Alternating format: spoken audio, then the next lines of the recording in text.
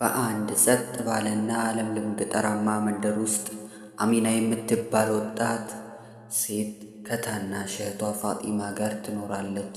ቤታቸው በትህትና የተገነባ፣ ግድግዳዎቹ ከሸክላና ከጭቃ የተሰሩ፣ ጣሪያውን በሳር የተሸፈነ ነበር። ጠዋት ሲነጋ አሚና የቤቱን እልፍኝ በንጽህና ታጥበዋለች። ከዚያም ለሶላቷ ትቆማለች።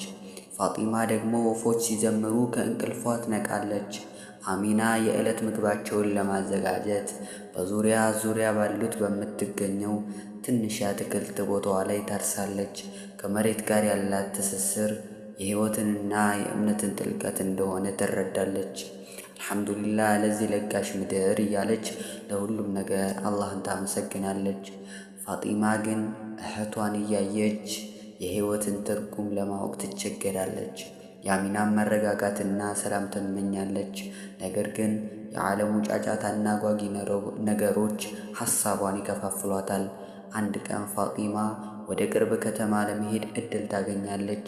የከተማው ገጽታ፣ ትላልቅ ሕንፃዎች፣ የሰዎች ብዛትና የተለያዩ መዝናኛ ስፍራዎች ውበቷን አስደምሟታል።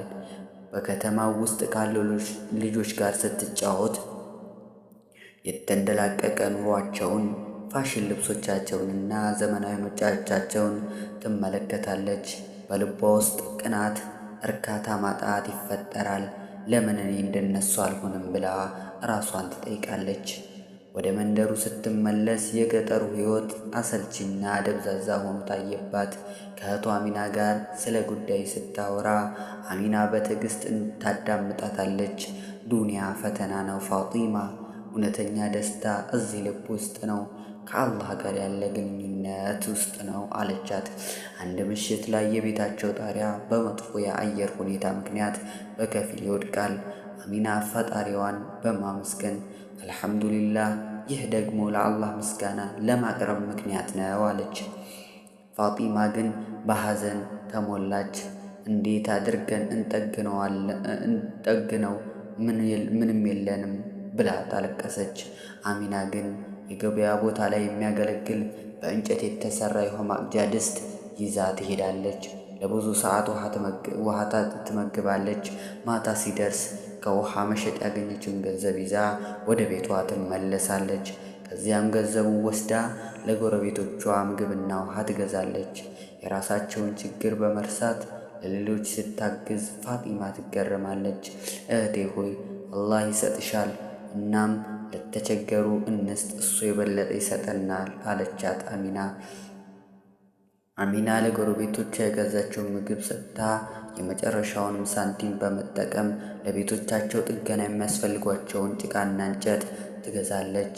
ጎረቤቶቿ የአሚናን ደግነት አይተው ቤታቸውን ለመጠገን ረዷት።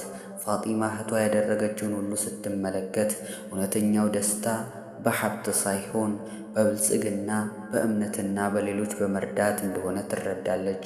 የከተማው ብልጭልጭ ከንቱ እንደሆነ ይገባትና ከአሁን በኋላ በሕይወቷ የአሚናን ፈለግ ለመከተል ቆርጣ ተነስታለች። አሚና እና ፋጢማ ተቃቅፈው የአመል ፍሬዎችን ታታሪነት፣ ትዕግስትና ሌሎችን ለመስጠት ነው። ፋጢማ እነዚህ ነገሮች ዘላቂ ደስታ ይሰጡናል ትላለች። ፋጢማ በእንባ ታጅባ እህቴ ሆይ ትክክል ነሽ፣ ከዚህ በኋላ እውነተኛ ደስታ የት እንዳለ ተረድቻለሁ ብላ መለሰች። ይህንን ቪዲዮ ሰብስክራይብ ማድረግ እንዳይረሳ። በሌላ ቪዲዮ እስከምንገናኝ ድረስ ወሰላሙ አለይኩም ወረሕመቱላሂ ወበረካቱሁ።